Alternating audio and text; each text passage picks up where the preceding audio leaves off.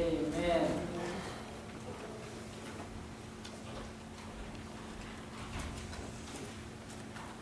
Heard about this man who was caught shoplifting at the grocery store. And he was at court, and the judge said, "Sir, I understand you stole a can of peaches. How many peaches were in that can?" He said, "5, Your Honor." He said, "All right, I'm going to give you a week in jail for each peach. So you've got 5 weeks." His wife stood up and said, "Your Honor, may I say something?" He said, "Yes, you may. What is it?" "He also sold a can of peas."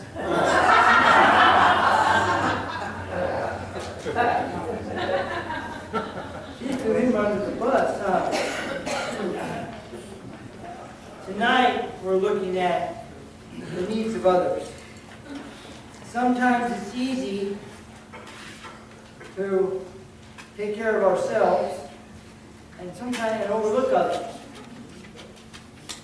Well, let me read this story to you that I got. I think it was off the internet or on the newspaper. Jason Ray was a ray of joy at the University of North Carolina campus in Church Hill.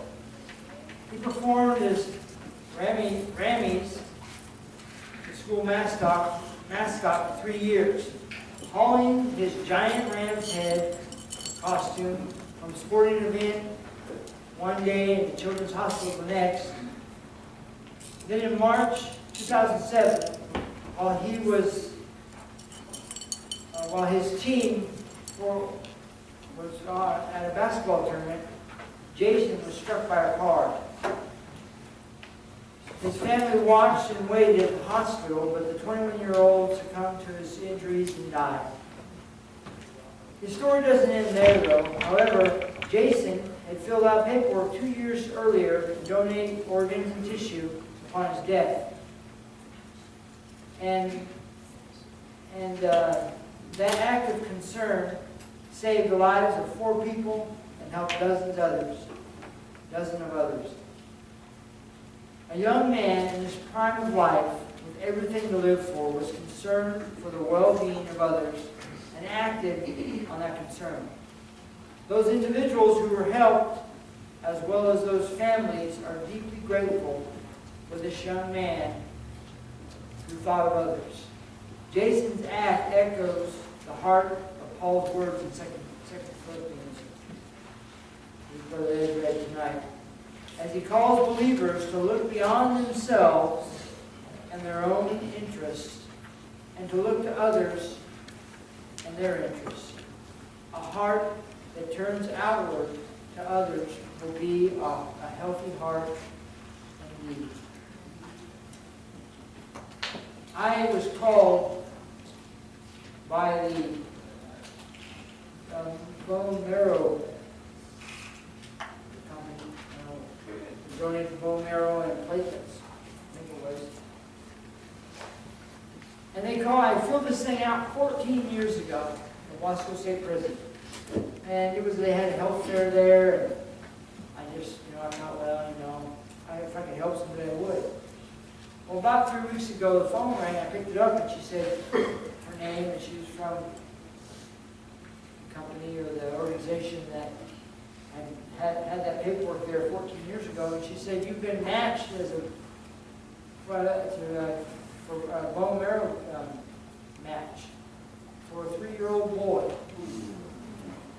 And I said, "Wow." And she said, "What we'll do is, if we can't find some place there close to you, we will fly you to Minnesota." That's where the little boy lived, Minnesota, Minneapolis, Minnesota. And she said, it's not as invasive as it was in the past, where we'll put you under, we'll take the bone marrow, and then it'll be kind of like a surgery, and you'll recover. I said, "Wow." I said, this is where it kind of caught me off guard. And she said, "Are you willing to do that?" And I said, "Yeah." I was thinking if that was my child.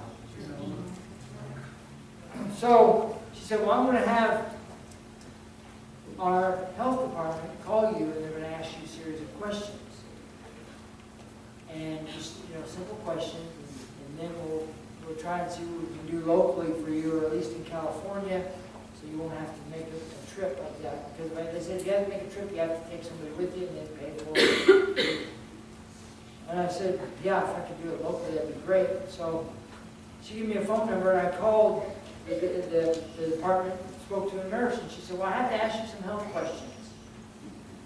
She said, do you have, or have you ever had cancer? And I said, no. She said, anybody in your recent family or your immediate family had cancer? And I said, no. She said, do you have any other diseases?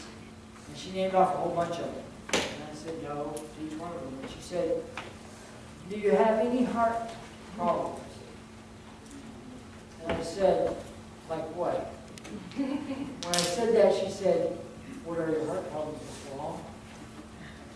I said, well, I have AFib, and I take a pill for it, half a pill for it every day. And then there was a silence.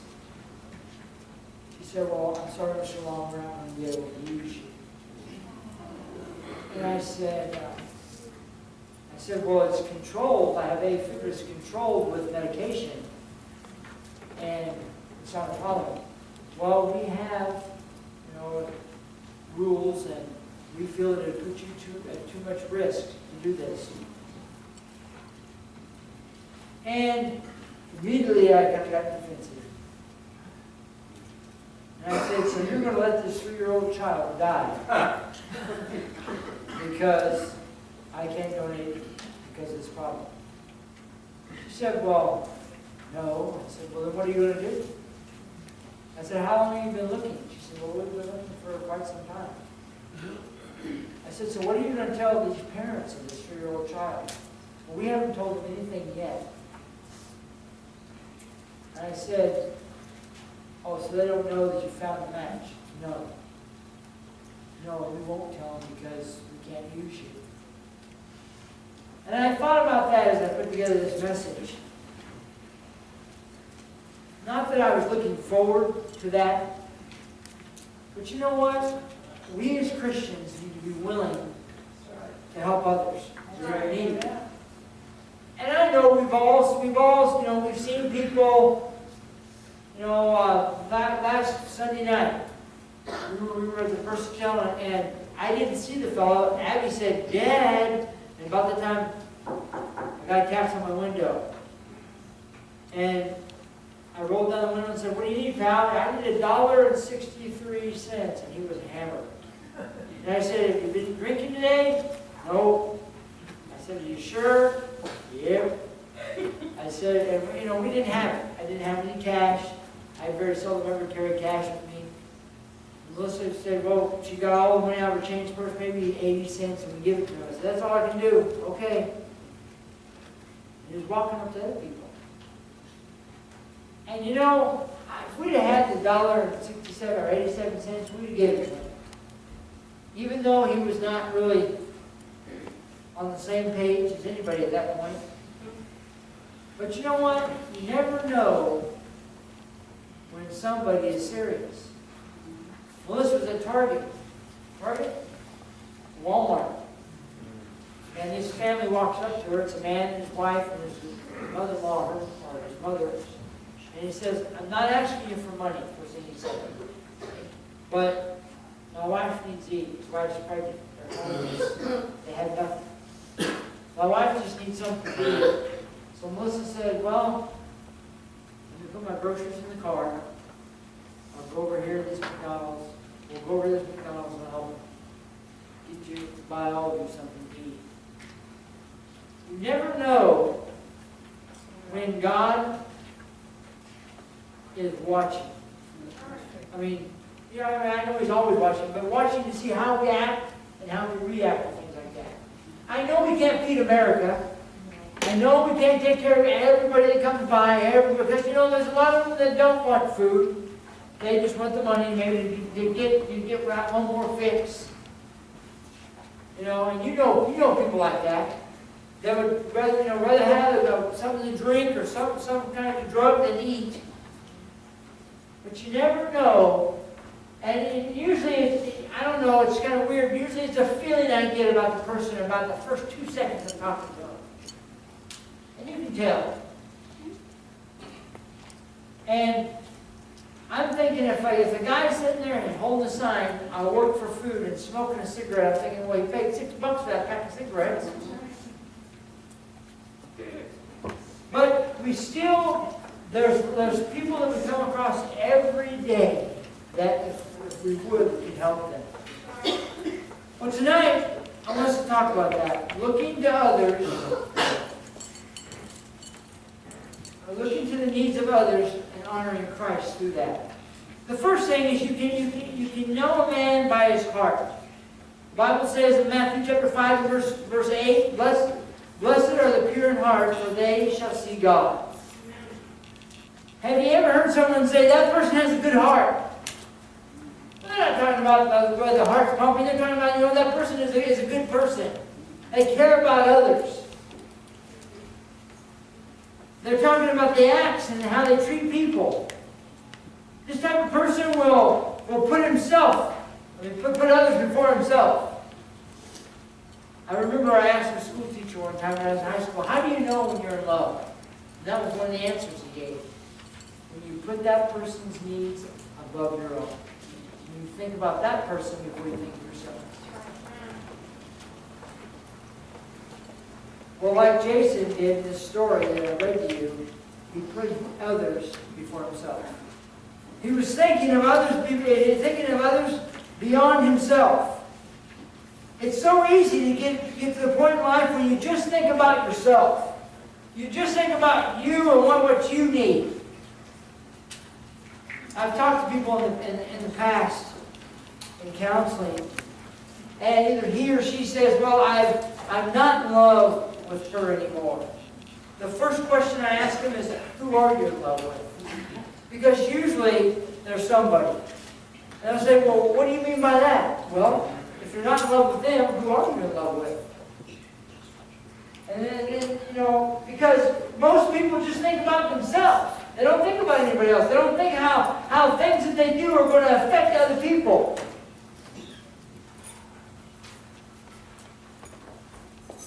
The devil doesn't want you to think of others. He wants you to think about all about yourself. There was a fellow last week at the exit at Costco. And he just said, anything will help on a sign. Standing there, looked like he probably hadn't taken a shower in a while, his clothes were dirty. I pulled over and I had $7 in my pocket. I was either going to give this guy my $7 or go to Subway for lunch. Man. And the more I thought about it, the more I said, I got to give this guy the $7. And I pulled up and I rolled down the window and he walked over and I said, here you go. Might want to go to Subway and get you a sandwich with that. Get you a sandwich and a Coke and chips for $6. And he said, thank you, God bless you. But I was thinking, what if that was me? What if I was standing there? I've seen families standing there. Our families standing in parking lots. And you know what? They don't have anything. He's lost his job, or she lost her job. They don't have anything. They lost their home. They're sleeping in their car. You know what do you do? I usually don't give people money. A lot of times I say, let's go over here and get you something to eat. And if they say no, they don't know. Well, they're not really hungry, are they? Maybe they want it for some other reason. But you know what? How can we, as Christians, we should be willing to help others. We should be willing to help those that we can help. I know that God doesn't expect us to feed everybody, but you know what? God sometimes will send an angel just to see how you will act and react. The Bible tells us in Hebrews chapter 13 and verse 2, But be not forgetful to entertain strangers, for thereby some have entertained angels unaware. Right.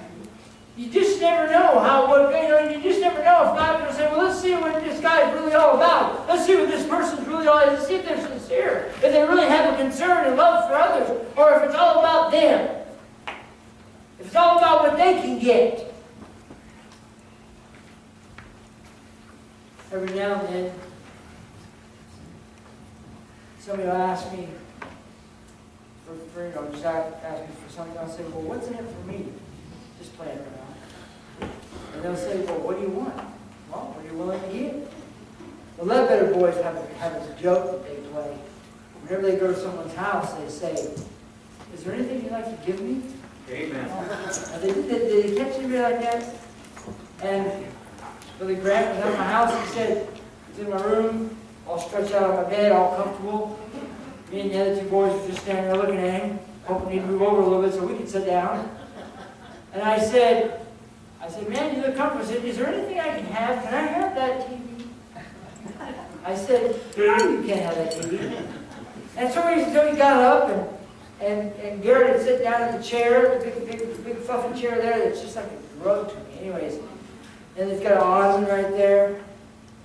And I said, oh, I was relaxed. Anyways, and then he walked around. He opened up this little kind of like a jewelry box, thing where I put my ring, my cufflinks and stuff. He said, could I have this ring? And he put it halfway on his pinky. I said, no.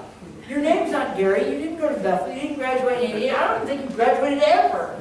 I said, well, I was just wondering, we were talking. And he walks into my closet. He comes out and he said, can I have this shirt?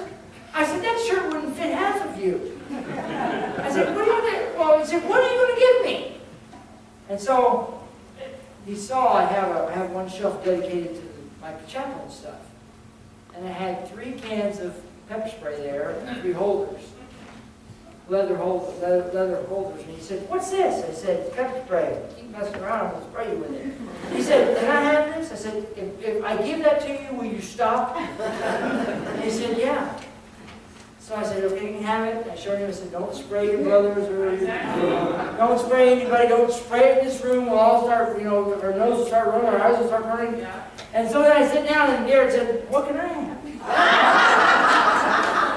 I said, you gotta be kidding me. And then Gabe said, well, if you're going to give them something, I need something. I said, you're not getting nothing. He'll share that with you. And Grant said, no, I won't. I said, no, I haven't touched it. I'm going to take it back again. I'm going to spray a cat with this or something. Hey. I said, well, whatever. I said, and they said, well, that's no fair. Well, you can't have something? You have 2 others. I said, no, you can't have anything. Nothing. I said, I'll give you an old T-shirt. He said, well, let me see it. I said, nothing. He walked to my bathroom. Garrett walked to my bathroom. He picked up the CK1 on the counter. He said, I really like this. I said, you're not having it. Put it down. Leave my stuff alone. But you know what? You can always know somebody by their heart, by what they say. And they're just giving me a hard time. If they come over to your house and ask you for something, next time I'm going to say, you know what? For Ed, for Oliver, for Frank, for Glenn, they've got stuff for you guys. They've got a gift for them. Just go over there and see them. Every time I went to the store, will you buy this for me? Anyways. I said, no. Number 2, you can know a man by his honor. They say you know a man's character by what he does when no one else is around. If we could see you when no one else is around, what would we see? Would we see the church side of you, or would we see another side of you? Would we see a person of honor and character, or would we see a completely different person? You know what? When you're not here, you're at work, and you're someplace else, you're still representing God. You still need to honor God. You still need to remember that you're a Christian, not just on Sunday and on Wednesday, but 7 days a week, 24 hours a day, 365 days a year. You're still a Christian, and God's still watching you. And you know what? If you're not serious about it, you know what? Then you're basically wasting your time. Because just coming here and saying you're looking pretty is not going to help you if you're not serious about what you're doing. No one can answer it for you. It's just between you and God if you're serious about your Christian life. Are you a person with strong ethics and principles? Or do you have an attitude that you know what, I'll do anything that I want to, and I really don't care what God thinks about it. I come across more and more people like that. They ask me, you think God is real? And you know what, the Bible, now who wrote that? Just a bunch of guys got together and sat down and wrote a big old fairy tale book. I said, no. I was at a guy's house this last week. And he said he didn't believe it. He didn't necessarily believe in God, that God would take care of things. I said, you know what, pal? You can say whatever you want to me, but don't say anything about my God. Because He is able. He is capable. He can take care of situations. He can take care of families. He can take care of people. He can heal. You know, and I know that we've got these guys on TV that, you know, they supposedly heal people, and it's kind of a big joke. But you know what? I believe that God can touch people, and can heal people, and can take care of situations, and can take care of problems, and can get us where we need to be if we'll just be honorable. Amen. My prayer is that we all practice honor and respect towards God at all times as much as we can. What if Jesus was going to the cross, going to Golgotha, and he had the cross on or Simon had the cross on his shoulder, carrying it for him, and he said, "Wait a minute, wait, stop! I've changed my mind. No, I'm not going to do this. This is way too much." He could have done that, but he had more honor than that. He had more love than that. He was saying, and you know, the only reason he did that was before others. That was not he felt everything that you would have felt if that had been you. He went through all that pain just like you would go through that pain. When they put the nails in his hands and his feet, you know, can you imagine? Can you imagine? I remember when I was a kid, I had a Colt 45 with a Western style gun. My great uncle had taken the fire pin out and just let me have it. And I pulled back the hammer and click. Pull back the hammer and click. Now see where this is going. Pull back the hammer and click. I thought, I wonder how hard that hammer really hits that. Oh, Gary, come on, man. I know, brother. I was like 8 years old. And so I pulled back the hammer and put my thumb in there and click. And there was a click shut on my thumb, and I had to pull back the hammer and pull it out of the nail, and ow, it hurt. And I thought, you know, that hammer hits pretty hard. Why did I do that? But you know what I was thinking about? I was thinking about that illustration when I thought, you know what, when they put the nail in Jesus' hand, whether it's here or it was here, I don't care what part it was, it hurt. Right. And you know, and they just hit that spike or that whatever, that nail, and they hit on the head, and it just drove through. Can you imagine that? Can you imagine that? Can you imagine putting one foot on top of the other, or how they did it, and driving the nail through your feet? Can you imagine that pain you went through? Can you imagine when they came in and showed that spear in his side? And can you imagine that? I was watching a video yesterday. Brother Robert, Brother Jesse, and I were in a class. And it was about a gun class. And this guy the guy that was directing the class showed us a video of this guy that was teaching a gun class to a bunch of students. And the guy that told us, he said, you know, check your gun. And every time he picked up a gun, even though none of them were loaded, he was showing it, he always checked it. You know, he'd pull it back and left it there, and checked inside the chamber. There was nothing there. The clip was already out. He was telling you, always do that. Whenever you go back to your gun, if you walk away from it, you know, always check it. And when you pull it back, put your finger in there, make sure there's nothing in there, because it's dark in there, make sure there's nothing in there. Showed us a video of this guy who was on a stage talking, not on a stage, just talking in front of a bunch of kids, big tall guy. Talking to a bunch of kids, and he picked up a gun off the table, and he didn't check it. Like this instructor we were with yesterday, he checked every gun. And I thought to myself, that's kind of crazy. He didn't load them, but he checked this. He got it into our head. To check it. Whenever you lay it down, pick it back up, check it.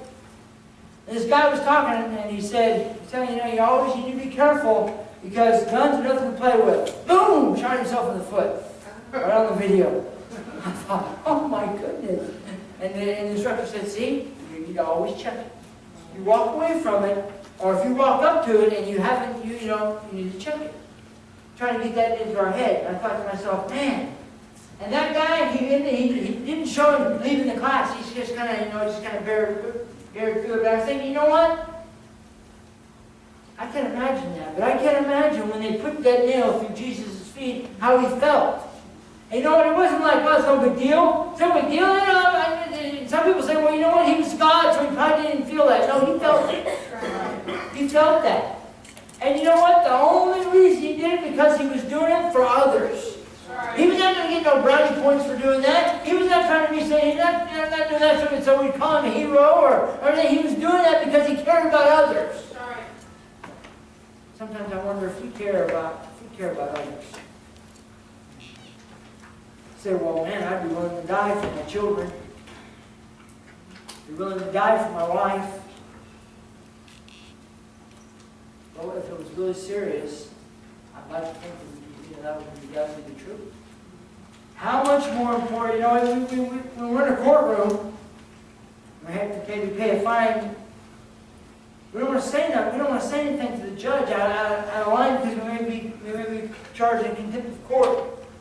Because, he's a pretty important person. Well, how much more important is God than a judge in a courtroom? How do you answer God? What do you say to God? Well, number 3, you can know a man by his humbleness. The Bible says in Proverbs chapter 15 and verse 33, the fear of the Lord is the instruction of wisdom, and before honor is humility. As Christians, we need to show humbleness of God in our heart. Allow God to lead us.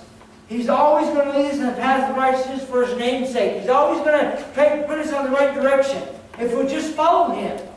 You know what? A lot of times, people, like I said this morning, people try and fix things themselves, try and take care of that things themselves, and then when it's all said and done, they finally figure out, you know what? Maybe I should have took this to God. Maybe I should have asked God to take care of the situation. But then sometimes it's too late. He will never lead you down the wrong road. He's always going to give you He's always going to face you in the correct direction. It's easy to get off the beaten path and in the wrong direction, but if we have God leading us, we won't. He's never going to lead you down the wrong road. Remember what this message is about: caring about others. God and Jesus care about you more than you can care about yourself. So therefore, they're never going to lie to you. They're never going to forget about you. They're never going to try and speak to you. They're never going to try and lead you. They're never going to stop trying to lead you and stop trying to speak to you through the power of the Holy Spirit. They're going to try and do what's best for you and your family because they care about you, because they care about others. The warm heart that we receive from God, we will be concerned about others and the needs of others and their Savior others. Well, in conclusion, looking to the needs of others honors Christ. You must ask yourself, are you concerned about others or just get all you can all you get, sit all you can, and poison the rest? It's me, myself, and I. Don't care about anybody else. We just need to be concerned. We must be concerned about others, and we must think about others. We must have a passionate heart, a concerned heart for others. Everybody in here knows somebody that's lost. Everybody in here knows somebody that needs Jesus. When's the last time we witnessed to them? Don't ever stop. Don't ever give up. Don't ever think that, well, I tried, they didn't listen. Keep trying. Keep trying. Well, I've told them everything I know. Well, keep trying. If it's just, Jesus loves you and died, and Jesus gave His life for you, if that's all you get to do, keep trying. Keep praying. Don't ever stop praying for them. Because you know what? There's power in prayer. The Bible says, the effectual fervent prayer of a righteous man availeth much. A righteous person availeth much. Not just men, but people. It availeth much. In other words, it's going to work if we just keep it up. Let's stand together tonight. Heads bowed, eyes closed.